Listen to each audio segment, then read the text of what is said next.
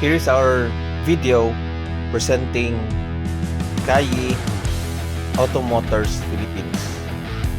So this unit is named Kayi X7 Premium Plug-in Hybrid Electric Vehicle. And also it is a 7-seater SUV.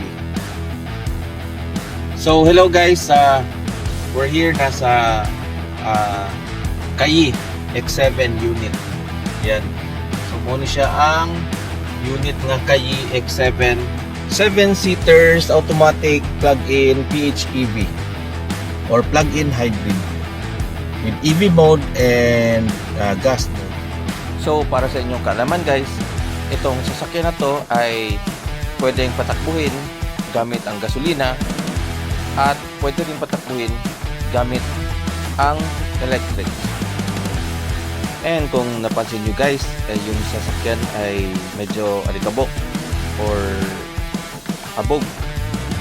Kaya mo na siya ang loaner car or ang test drive car na ginagamit sa Manila pag na-buyers and they requested to have a schedule or appointment with the test driving of the car.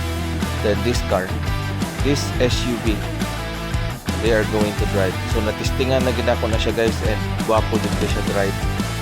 Luwag.